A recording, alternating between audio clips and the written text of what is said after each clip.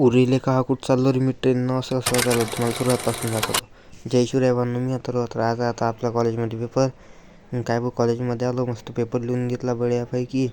सगळ्यात पहिले तुम्ही मला 2-4 अवॉर्ड फेकून मारा कारण की मी 2-4 दिवस आधीचा व्हिडिओ आज पोस्ट करू आलो.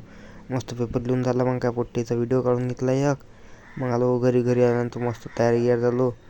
स्टॉपवर आलो तर हा गण्या भेटला नंतर कुठं चालला आणि सांगितलं गाव चाललो म्हणून.